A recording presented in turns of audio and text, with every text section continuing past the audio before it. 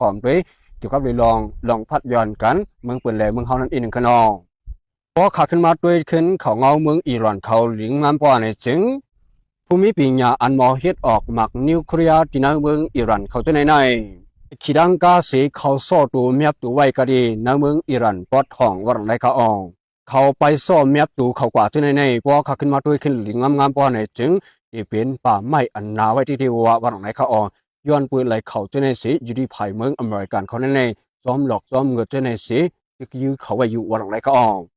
ย้อนไปนั่นแหละที่ในเมืองอิหร่านนั้นสังว่ามีกุลมีไปปัญญาอันมอเฮ็ดออกนิวเคลียร์ว่าในจึงยูเรเนียมลงอันมีไว้อยู่ที่ในเมืองเขานั้นก็มีไว้หลายๆกวยที่อำจังเฮ็ดสังนั้นก็ยังพอขาขึ้นมาด้วยขึ้นความหลัดโดนัลด์ทรัมป์นั้นก็เฮาขาดแต่ละหันว่าเจ้าอนาภายเมืองอิหร่านเขาจะในทำเอายูเรเนียมจะในสิตกลงเลยเจอแต่ยืนปันภายเมืองอเมริกากว่าว่าหลังไรเขาอองเที่ยงภายหนึ่งก็พอขาขึ้นมาด้วยขึ้นก็ดีแม่น้ำหอมดอันภายเมืองอิหร่านเขาเลยปิกไว้อยู่นั่นก็อยู่ดีผู้นำนาเขาเมืองอิหร่านจะนั้นปืนเผาออกว่าปืนปันก็ดีแม่น้ำหอมดในยาวว่าหลังไรเขาอองไปกาวันไรสิตาก็อยู่ดีภายเมืองอเมริกาเขาอันก็ปิกไว้ก็ดีแม่น้ำหอมดที่กว้างๆมันนั่นเองที่สิบมีไว้อยู่ที่นั่นย้อนเพราะว่าอยู่ดีภายเมืองอิหร่านเขาแลซ้ำตั้งภายเมืองอเมริกาเขาในฮุบทบการเที่ยงกันในเมืองปากีสถานวันไรเขาออกอยู่ที่ภายเมืองอเมริกาเขาได้ก่อเมื่อเลยว่าไรเขาตุกลงกันดีงามๆยาวสีหลุดถอยกว่าจังถอยวันไรเขาออกอยู่ที่ภายเมืองอเมริกาเขาก็ป้อขาขึ้นมาด้วยขึ้นในหลุดต่อเขาจะนั่นมีลองซุกยุงซ้อมกันที่ภายโดนัลด์ทรัมป์เอาดังซึกมันสีเข้ามาติดต่อเมืองอิหร่านในอยู่นั่นก็ยังแต่ที่ปักไปเป็ดไรโดนัลด์ทรัมป์ในที่ก่ออยู่ที่ในหลุดต่อเขาสีมาตกลงแคบกังใจที่กันวันไรเขาออกไปกาวันไรสิตาก็อยู่ดีไผ่ตัวในทรัมป์ในซ้ำอยู่เป็นไผ่ปีอยู่แลกุนซื้ออันมาสารคัดมันนั้นอันไปจังเฮ็ดถือว่าในก็ออกด้วยกาเกี่ยวกับเรื่องอันมันได้ห่างศึกเสมาติดต่อสู่เมืองอิหร่านในอยู่ในพอขับขึ้นมาด้วยขึ้นหลิงงามป้อนในจึงเข้ามันก่อตีอัมโปยาวก็คือที่ไรก็หมอก60 วันจนในนั้นก็ยังจังว่าในหรือในสุดก็ตามยาวๆนั้นก็ยังมันเป็นอะไรอยู่ที่ตัวในทรัมป์ก็คึงหาไล่แต่ที่กึดยึดแปลงตึกกว่านั้นก็ยังอาหารล็อกเตรียมยามันเสียเฮ็ดไว้เมืองอิหร่านเพื่อแต่ที่เฮ็ดให้เมืองอิหร่านเขาจะในมาฮุบทบอูกันตั้งภายเมืองอเมริกันในนั้นก็ยังพอขาขึ้นมาโดยขึ้นเทียงภายหนึ่งก็อยู่ที่ภายเมืองอเมริกาเขาในมาเพียวแปดหมักแมงอันมีไว้อยู่ที่เตยปืนนำเช่นนั้นสิปิกอึดแปดก็ดีแม่น้ำโฮมุดที่นาทีกว้างๆมันนั่นก็ยังไอ้มันเฮ็ดให้เมืองอิหร่านเขากับกินขินใจกล้วยเสียมก้าเหมือนเช่นนั้นเมืองขี่หลงอันยำจอยแถมเมืองอิหร่านไว้อยู่นั่นก็กับกินขินใจป้าอยู่กับเรื่องกันไปหมักมีเขานั่นก็ยังสังว่าอยู่ที่ไผ่เมืองขี่เขาเสียจอยแถมไผ่เมืองอิหร่านเขาว่าในจึงอยู่ที่ไผ่อเมริกันเขาก็ตีย้อมปืดปันดีในวันหลังไรก็ยังไผ่หนึ่งก็พอขาขึ้นมาด้วยขึ้นไผ่เมืองยูเอ็นกูเมืองเขานั้นย้อนตีไผ่กองสีทับซึกมันอยู่นั่นได้ก็เฮาป่วยปันอูนมินแหละต่อองซันสุกิวันหลังไรก็ไปลองในเสียพอขามาด้วยขึ้นเหมือนจะหนังจอมจึงเก่าอูนมินได้ก่อนในวันเมื่อวาวันที่17เดือนเอพฤลปี2026นี่เดเลยว่าไผ่กองสีทับซึกมันเขาปล่อยหลอดออกมาอยู่นั่นก็ยังกวยการในองซันสุกิได้ก็ไปเลยยินว่าปล่อยกวยการวันไว้สิดาก็ลูกออกตีนักท่องตีหนึ่งนั่นเสียตีไข่มาจุตีเฮือนมันตีนักเวียงตากรุงเสียมาเฮ็ดไอ้เจ็ดเชือกไว้วันในก็บอกว่ามาขังก็เคลื่อนไว้วันในก็ของเงาอันหุ่นได้ก็เขาขาดแต่หันป้าในแต่ละกลุ่มไผ่กองสีทับซึกมันเขาปืนเผาไว้นั่นก็ยังภายหนึ่งตั้งหนึ่งก็พอขาขึ้นมาด้วยขึ้นที่ในเมืองอิหร่านนั้นย้อนเปว่าภายเมืองอิหร่านเขาก็ยอมว่าที่ฮุบทบอุบโบกันตั้งภายในเมืองอเมริกาเขาในแลมันก็บอกว่าต่ำเย่าๆนั่นขนาดนั้นเมืองโฮมตุ่มเมืองมันแต่สันตั้งภายในเมืองขี่เขาก็พอมาด้วยขึ้นหลิมงามว่าในจึงเขาก็เนียดขึ้นปัดบูรูเมลองตั้งเฮ็ดตั้งสร้างเขาอยู่นั่นก็ยังลองตั้งเฮ็ดตั้งสร้างเขานั้นซ้ำเป็นอันเลยขลาว่าในจึงซุ้มปีดุเจเถออำนั้นก็ PGF เขาเจอจะอันอยู่ไปได้กุมกำไผ่กองสีตับซึกมันเสเหตุการณ์ซุ้มจะเพี้ยนไว้อยู่เจนั้นก็ยังเจในก็มุซุ้ม FBI เขาสอบซอกอยู่กูมือกูยามแลกูสาเหตุมันก้องกันเสเข้ามานำหุ่มตุ่มเมืองมานั่นก็ยังซุ้ม FBI อันนั้นซ้ำอยู่ดีไผ่ในเมืองอเมริกาเขาก่อตั้งขึ้นมานั่นก็ยังเป็นปุตตาดีผิวมวยอย่ากันหลงอันเดมายาเก้าขวางเมืองก้นเมืองหลายเมืองหนึ่งนั่นขยะก็ขาขึ้นมาโดยขึ้นซุ่มจะเพี้ยนหลงนั่นก็มันซ้ำยาเก้าตรงวงปุ่นหลายๆเมืองไว้อยู่แล้วแลย้อนไปไหนแลตัดตีกอดลังเพียวเฮลัยซุ่มจะเพี้ยนนั่นอยู่ดีซุ่ม FBI เขาสิในก็มาเอาปุ่นพรป้าอยู่นั่นขยะหรือเสนาหนำกาซุ่มจะเพี้ยนหลงนั่นมันก็เลียนกินเงินคนในเมืองโฮมตุ่มอเมริกาเขากว่าตั้งนำตั้งไหลก็มีวันไหนก็อ่องเชียงไผ่หนึ่งตั้งหนึ่งก็พอขาขึ้นมาด้วยขึ้นในนาทีว่ากุมกำนั้นหรืองานป้าในจึง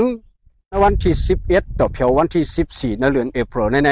อยู่ที่จุ่มผิวมวยจุ่มจ่าเพียนเขาจะนั้นซ้ำกว่ายอบไหลจุ่มจ่าเพียนอันมีไว้อยู่ในปังสังวรังไรก็การเปิดเขายอบไหลจุ่มจ่าเพียนจะนั้นกวยเสียมกาภูมิตาในดับซึกว่าเขาอันเกี่ยวก้องกันตั้งจอมจุ่มจ่าเพียนจะนั้นเลยสังยาก็ซึกหันซึกว่าเขาจะอันเอาลงหุ่มรวมปันจุ่มจ่าเพียนเขาจะนั้นเลยสังไผ่น้ำเมืองขี่เขาซ้ำตุกย้อนมาเทียงเลยอยู่ที่ไผ่ดับซึกว่า UWSA เขาก็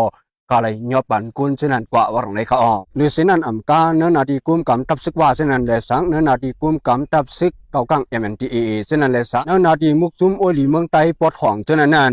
สวามีจุมจ่าเพียนอยู่สาวไว้เนื้อนาดีเขาป้อนในจึงที่สึกผิวมวยกว่าวรังในเขาออกอยู่ที่ในสีปอขาขึ้นมาโดยขึ้นหลิมงานป้อนในจึงบอกว่าหนังคือก้นเมืองเปื่อนปอดเตี่ยมเข้ามาในเมืองหุ่มตุเมืองมานสีมายาเก่าเกี่ยวกับเรื่องการไปมักมีอันเขาเลยห่างเฮียนไว้อยู่เช่นนั้น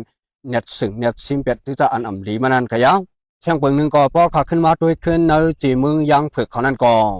เหมือนจะนั่งซุ่มซึกยังที่ KPA เขาจะนั่นแหละสัง BTF อันมีเจ้าชิดูออนหูเขาจะนั่นแหละสังมันซ้ำเกี่ยวก้องกันตั้งซุ่มจะเพี้ยนไว้นั่นก็ยังที่นั่นกาตับซุ่มจุนในซ้ำอยู่ไว้แต่ภายของสีตับซึกมันเขากลุ่มการไว้เทียงภายหนึ่งนั่นก็ยัง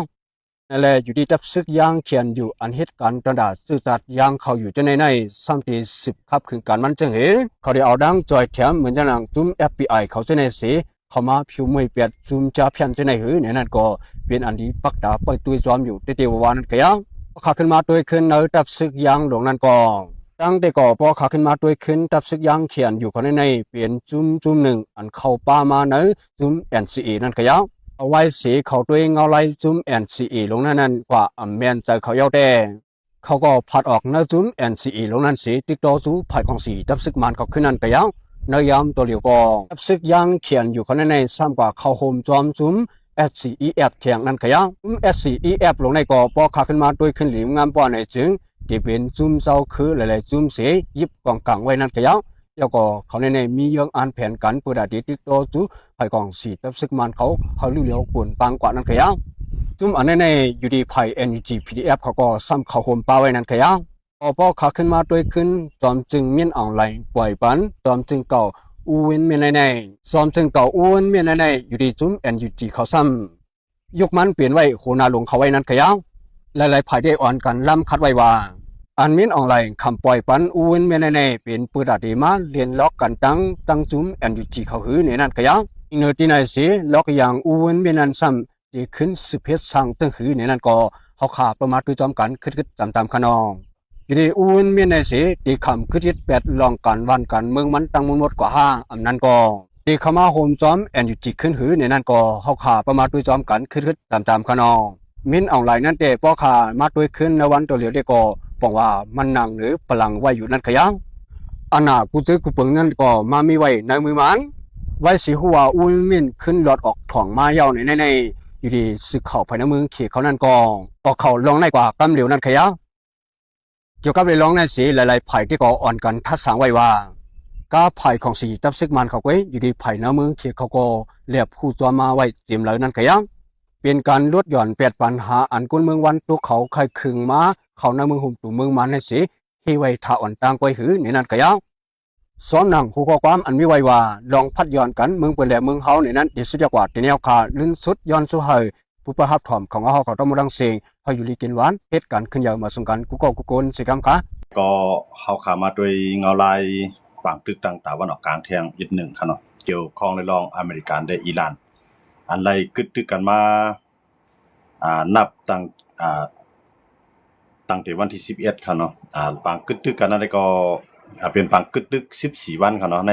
ปางตึก14วันนั้นมันแล้วก็เลยว่าเข้ามาพอถึงวันที่21ในก็เลยว่า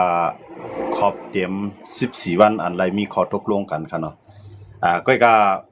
ประธานาธิบดีโดนัลด์ทรัมป์ลาว่าออกมาปืนเผาวันมื้อนี้ค่ะเนาะประธานาธิบดีโดนัลด์ทรัมป์ปืนเผาไว้ว่าอิหร่านยอมเฮ็ดจอมหนังอันอเมริกันใครเปลี่ยนเย้าก็อิหร่านได้ยอมส่งยูเรเนียมปันภัยด้วยถึงลองนิวเคลียร์ค่ะเนาะประธานาธิบดีโดนัลด์ทรัมป์ออกมาปืนเผากำในติดเตรียมมาได้ก็เข้ากับอุกันมือวันเข้ากับอุกันมือวันที่11ปวดมาค่ะเนาะเข้ากับอุกันที่เมืองปากีสถาน ให้พอมีลอง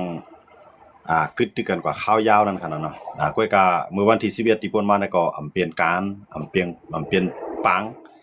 ในการอุโบกันนะก็มีข้อตกลงสั่งการเสียก็ภายทางปากีสถานก็ขึ้นนัดขึ้นเคียงทางกำหนึ่งให้ทบกันทางปอกกำสองนะครับเนาะก็ในว่าสิปังอุโบกันอำเปลี่ยนการที่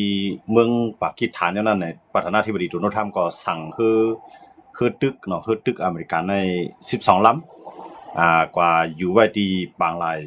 โอมานค่ะเนาะที่บางรายนั่นก็มันได้ตั้งหนึงในมันได้เปลี่ยนบางรายฮอร์มุดอันอิหร่านกุมกำไว้ค่ะเนาะอิหร่านปิกอึดไว้ก็ในประธานาธิบดีโดนัลด์ทรัมป์สั่งคือตึกอเมริกันใน12ลำกว่าเวียดทางตั้งหนึงเนาะอิหร่านไปตั้งหนึงอเมริกันไปตั้งหนึงก็ในคือเมืองหลายเสียมว่าสังสือว่าเลียนลัดผ่านมาบางรายฮอร์มุดในอเมริกันในที่เขาตียอบอันนั้นก็ป้ออำกึดที่ยื้อแบดเนี่ยนับตั้งแต่นั้นมาก็เฮ็ดให้คือในอำเลียนไล่ขนาดที่มีคือขี่อยู่หมอกลำ2ลำที่เลียนออกมาไล่นั้นก็มันแจ้งว่าอเมริกันได้ขี่ในงบงี้กันตั้งหลังมันนั่นขนาดเนาะก็เฮ็ดให้คือขี่ในรถมาไล่ก็ในโดนัลด์ทรัมป์ก็ลาว่าพอปางตึกอันในมันจำเป็นขึ้นกว่าเย้าสังเจว่าขี่ในอำทรงจ้อยปันเครื่องล่างนักกองกลางของอิหร่านในที่ก็อิหร่านในถึงที่ยอมยาก็ติอุบอู้กันที่มีข้อตกลงกันไล่สังเจว่าขี่ในยอมส่งขีปนาวุธปันอเมริกันในก็ที่เฮ็ดให้ขี่ในซุ่มใหญ่ซุ่มหลงเตียนยามเปลี่ยนมาสิปอกขี่ได้เลยครับปุนพรเนี่ยโดนัลด์ทรัมป์ก็ล็อกไว้ที่ขี่ค่ะเนาะว่าขี่ในอย่าไปส่งเมื่อจ้ามันมีออกข่าวมาว่าอเมริกันเขาออกข่าวว่าขี่ในส่งขีปนาวุธอันที่กลางหาวนะครับเนาะปันอิหร่านก็ในขี่ก็ออกมาตอบขึ้นว่าเฮาอำไรส่งปันภายไหลในขี่ขึ้นมาตอบค่ะเนาะกำไรเฮ็ดอันนี้ก็โดนัลด์ทรัมป์ก็ว่าขึ้นงบงี้กันตั้งขี่ค่ะเนาะเพราะว่าขี่อำจอยแถม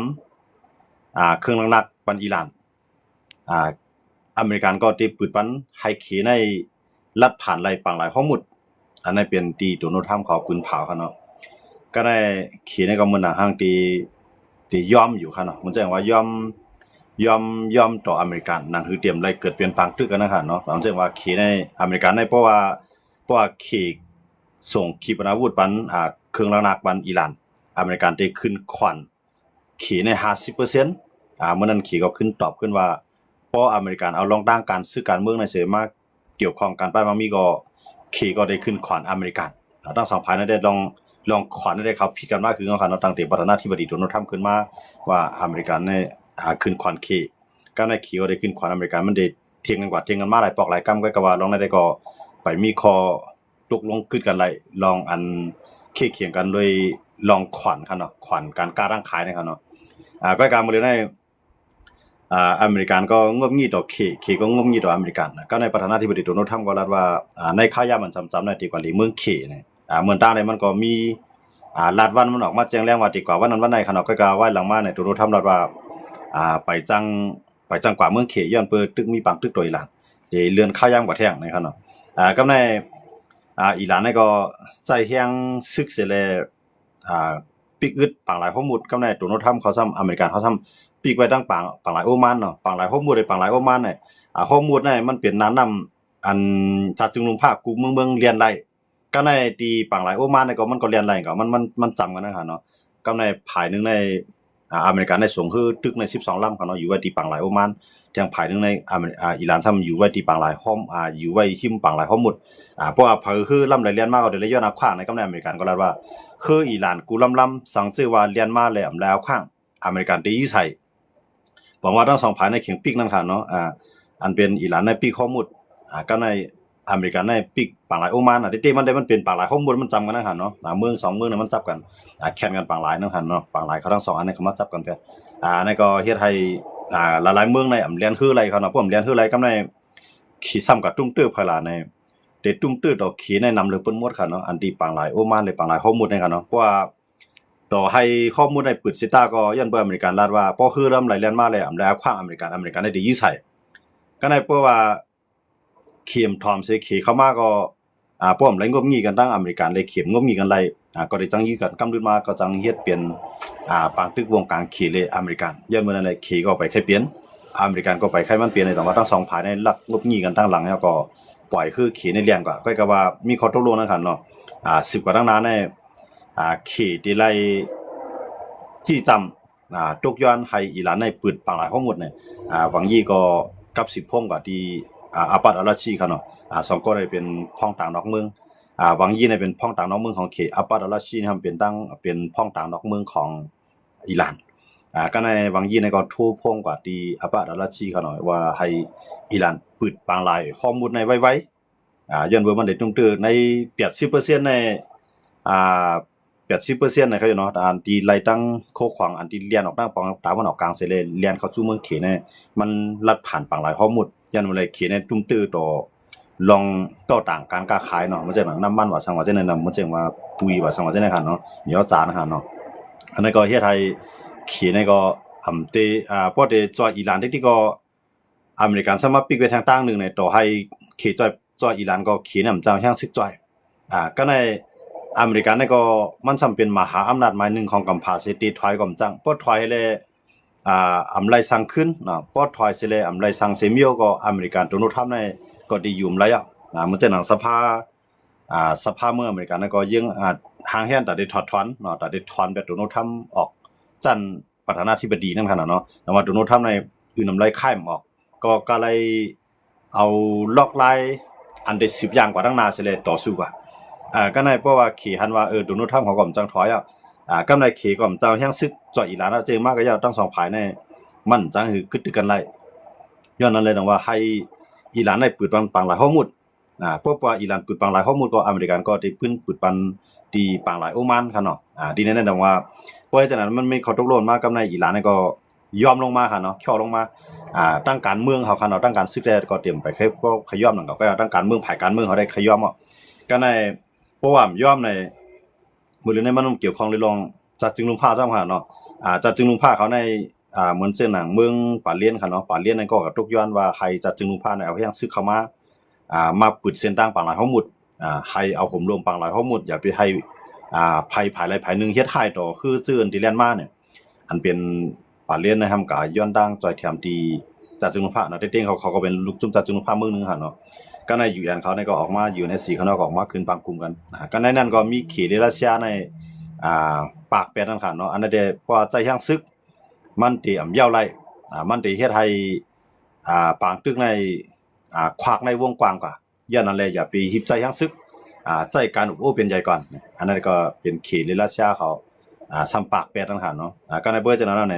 ตาจัดจึงลุงพาเดี๋ยวแห่งศึกเข้ามาก็ไปจังเพราะนั้นก็พวกเขตปากแปดอย่าไปให้ใจแห่งศึกจัดจึงลุงพาในก็ให้เขตรัสเซียก็มีอิหร่านยังบ่จังได๋วันในเขตในมามีอิหร่านครับนะแถมที่เดมาเอาแห่งซึกมาจ่อยแล้วเนี่ยพัดมาจ่อยก็เลยใจตั้งการพ้องเขียวเนาะฮ้องว่าสถานฮ้องฮ้องว่าทูตนั่นค่ะเนาะก็ในพวกพ้องเขียวเข้ามาอุปโภคกันในอาปาดาราชีก็หาลอกไล่ขึ้นอุบขึ้นภายดังพ้องตามอเมริกันเขาว่าอันนั้นได้มันเป็นโดนัลด์ทรัมป์มาปืนเผาให้ค่ะเนาะโดนัลด์ทรัมป์ได้ก็มันยุ่มไรหัวปากค่ะในมันเต็มยุ่มไรหัวปากเข้มเมืองเนี่ยโดนัลด์ทรัมป์ในเมืองตั้งมันยอมรับไว้ว่าเครื่องบินอิหร่านนั่นมันยืนเหลียวเป็นหมดคือตึกอิหร่านนั่นก็อเมริกันยืนเหลียวเป็นเชิงแล้วก็ในเครื่องบินอิหร่านนั่นมีสั่งแต่ได้มามีเนี่ยเนี่ยมันก็ยามปืนเผาจะได้มากค่ะเนาะก็ก็ว่ามือพ้องอันจอมปองซึกของเมืองปากีสถานมาเหลียงเมืองอิหร่านนั่นอิหร่านเขายังเอาเครื่องบินF4 นะครับเนาะที่เอาเครื่องบินตัวนั้นขึ้นมาฮับกันเนาะมาฮับตอนจอมปองซึกลงเมืองปากีสถานนั่นก็นี่พาหางว่าเครื่องบินอิหร่านนั้นยังไปไกวเสียงนั่นค่ะเนาะยังตึกใจตื้อไหลอยู่ก็ในอเมริกันโดนัลด์ทรัมป์ก็ยังปืนผาว่าอันเฮ็ดกลางด้านกลางเฮาอิหร่านนั้นก็ไกวหมดแล้วโดนัลด์ทรัมป์ยังปืนผาลงในค่ะเนาะก็ไว้หลังมาก็ได้ยินข่าวว่าเครื่องเฮ็ดกลางด้านกลางเฮาของอิหร่านนั้นยื้อเครื่องบินอเมริกันตกได้ปองว่าตัวโน้ตทำในหลอกก้นตั้งกำผาไว้อยู่ค่ะเนาะก็ว่าหลอกก็ป้าหยอกก็มีนั่นค่ะเนาะอันนั้นมันเป็นแผนการเป็นเทคนิคเนาะมันเป็นแผนการของตัวโน้ตทำก็ในตัวโน้ตทำมาปืนเผาวันมื้อนั้นได้ก็ว่าในข้อตกย้อนของอเมริกัน15ข้อนั้นส่วนใหญ่นะครับเนาะส่วนใหญ่อิหร่านในฮันลีจอมแล้วอิ อีหลานในตีเฮ็ดจอมเนาะอันนั้นบอกว่าโดนัลด์ทรัมป์ในหาทางลงการตึกนั่นนะเนาะย้อนเบอร์ปังตึกกันในคนในเมืองอเมริกาในส่วนใหญ่ก็พันดีกำในสภาอเมริกานั่นก็ส่วนใหญ่ก็เตรียมพันดีเตียนประธานาธิบดีโดนัลด์ทรัมป์มาเปิดปังตึกเขาก็รัดว่าย้อนเบอร์โดนัลด์ทรัมป์ในถูกหลอกถูกเบนจามินเนทันยาฮูผู้นำอิสราเอลในหลอกให้เขาปังตึกเนี่ยอันนั้นก็เฮ็ดให้โดนัลด์ทรัมป์นั้น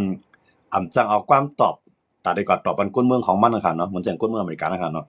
ย้อนนั้นแหละว่าเพราะว่ามันงบงี้อิหร่านได้โดนัลด์ทรัมป์ได้แต่ไรน้ำมันแล้วก็เปลืองเปลืองพ่องงำเมืองของอิหร่านนั้นก็เรียบเตรียมยักลายเขาเนาะเรียบเตรียมยักลายย้อนเปืออันเป็นจุ่ม IRGC เขาในยังตึงมีเฮียงแก่นแข็งไว้อยู่นั่นขนาดเนาะเขามีเฮียงซึกเป็นล้านนะครับเนาะในก็ตึกแก่นแข็งไว้อยู่ก็กะอันโดนัลด์ทรัมป์ได้ไรในเพราะว่ามันเหมือนอันโดนัลด์ทรัมป์ลาดเขาเนาะอิหร่านในมื้อจ้าในอเมริกันและอิหร่านในเขาอุกกันที่เมืองปากีสถานในรัฐว่าในครั้ง20ปีในสูเดียมและยุงจอมเครื่องหนักนิวเคลียร์กำในอิหร่านทำว่าเพราะว่า20ปีได้มันถึงป่นเฮาย้อน5ปีเพราะว่าในครั้งเพราะว่า5ปีในอเมริกันก็บ่ทับไรเดี๋ยวมันจะได้ว่าทั้งสองฝ่ายก็ถอนพ้องต่างนอกเมืองทั้งฝ่ายมันใส่ขึ้นปอกมากขึ้นก็กะวันมันได้ทำขึ้นวันขึ้นนะว่าสิ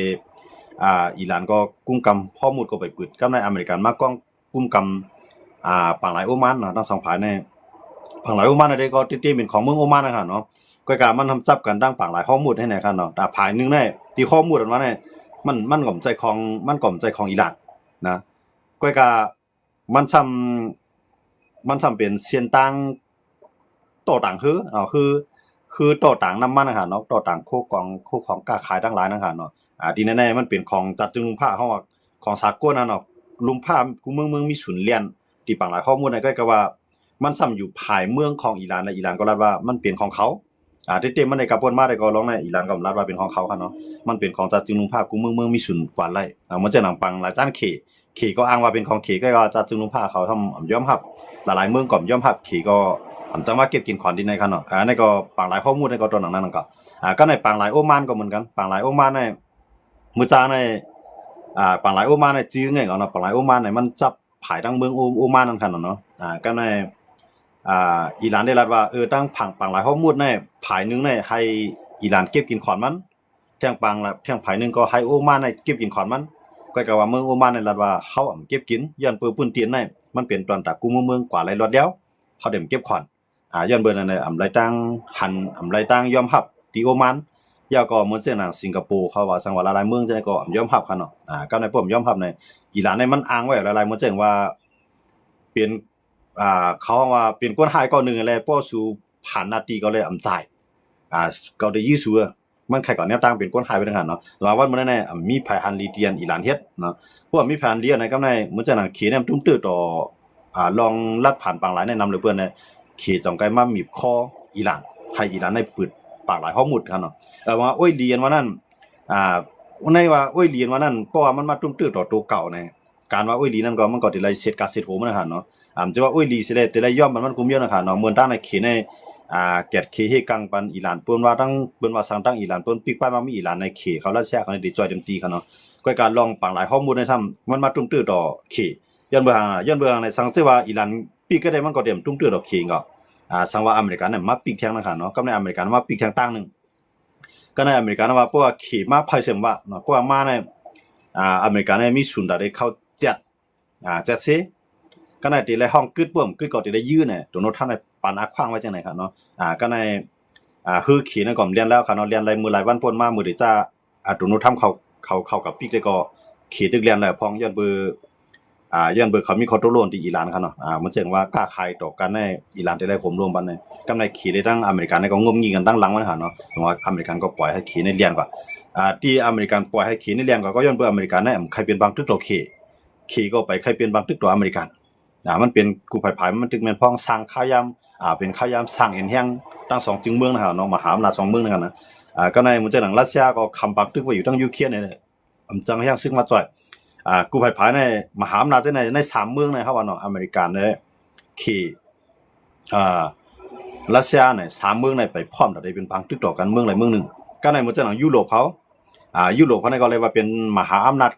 โคของเขาโคนึงเขาว่าภายนึงน่ะ